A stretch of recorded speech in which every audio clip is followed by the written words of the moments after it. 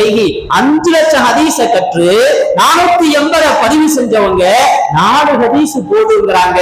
ஒரு அற்புதமான ஹதீஸ்.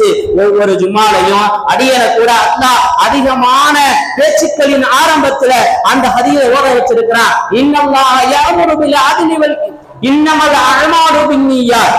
எல்லா செயல்களும் எண்ணங்களை போல.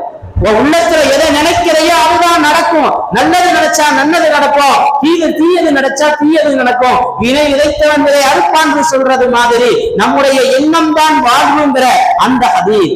லா யுமினு அஹதுக்கும் ஹத்தா யுஹிப்பு லி அஹீஹி மா யுஹிப்பு லி நஃப்ஸிஹி அப்படிங்கிற ஒரு அற்புதமான ஹதீஸ்.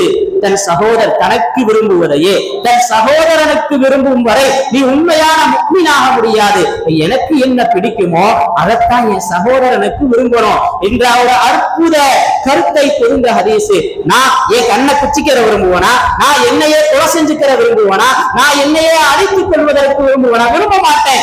என் சகோதரனுக்கும் அதுதான் அப்படிங்கிற ஒரு அற்புத கருத்தை பொருந்துள்ள ஹதீஸ். இன்னொரு ஹதீஸ், மின் ஹுஸ்னில் இஸ்லாமில் மர்இ தர்குஹு மா லா யுஅனிஹி. ஒரு முஸ்லிமுக்கு அழகு என்ன தெரியுமா?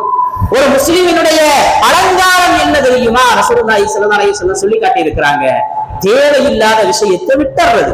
அவனுக்கு எந்த பயனுமே இல்லை, அவனுக்கு அதுல எந்த ஈடுபாடும் இல்லைன்னு சொன்னா அதை பற்றி செய்திகளை விட்டு விடுவது ஒரு முஸ்லிமினுடைய அடிப்படை அடையாளமாக இந்த ஹதீஸ் இருப்பதாக இமாம் அபூ தாவூத் ரஹ்மத்துல்லாஹி அலைஹி சொல்லி காட்டுவான். அதே மாதிரி அது ஹலாலு பையினுன் ஹராமு பையினுன், ஹலாலும் ஹராமும் தெளிவாக இருக்கிறது, அது விவரமாக விளக்கப்பட்டு விட்டது. இந்த ரெண்டுக்கும் மத்தியில சந்தேகமான ஒண்ணு இருக்குது, அதை விட்டும் தவிர்த்து கொண்டால் மனிதன் வெற்றி அடைவான் என்று சொன்னார்கள் ரசூலுல்லாஹி ஸல்லல்லாஹு அலைஹி வஸல்லம்.